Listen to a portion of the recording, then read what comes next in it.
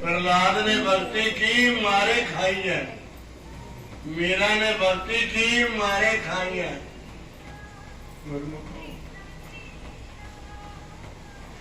हम तो पूरा टाइम नहीं देते सत्संग में।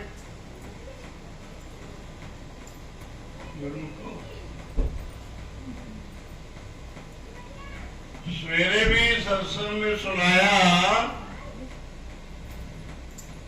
कि संत बड़े परमार्थी, सुंदर इनके अंग, तपज बुझावन औरन की देखे अपना। आप अपने गुरु महाराज जी को देख लो कि श्री हजूर महाराज जी की सेहत कितनी सुकोमल है, उसके बाद भी वो भ्रमण में लगे हुए। इस टाइम श्री प्रयाग धाम में विराजमान है। गुरुमुखो, हमें थोड़ी सी तकलीफ होती है, हम कहते हैं ठीक नहीं है, पर महापुरुष नहीं कहते, वो तो लगे पड़े हैं।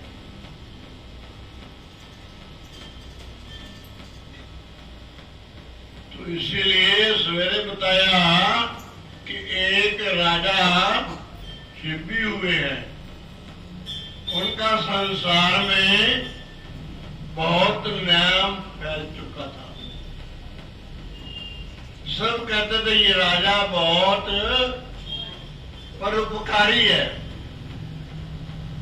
कोई इंसान अच्छा कर्म करे तो सब कहेंगे ये बहुत अच्छा है।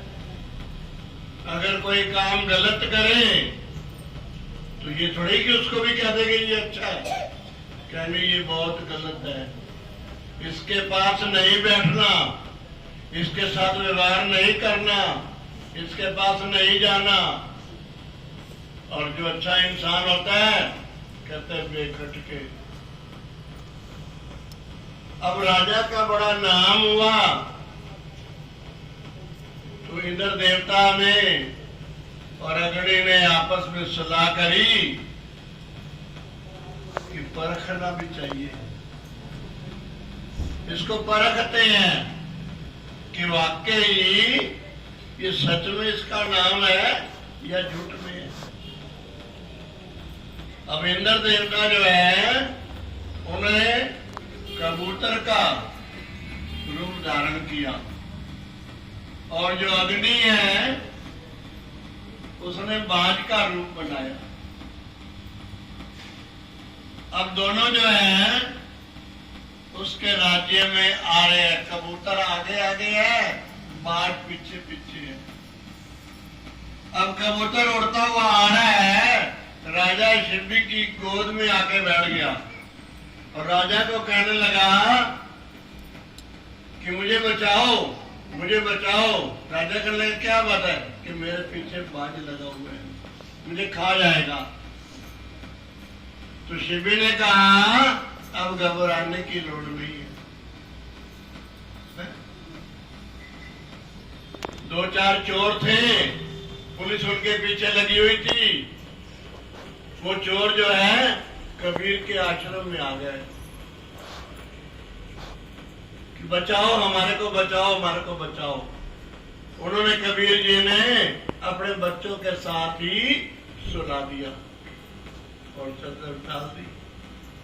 पुलिस आई, यहाँ पे चोर आए थे, बोले यहाँ तो कोई चोर नहीं, हमारे बच्चे सो रहे हैं।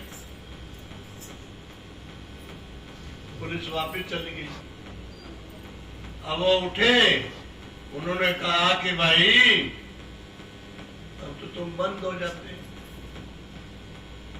अरे ये काम छोड़ दो, जो तुम्हारा मेन काम है वो करो। तो संत तो चोरों पे भी कृपा करते हैं, उनकी शरण में तो कोई आए, चोर से साथ बना दिए।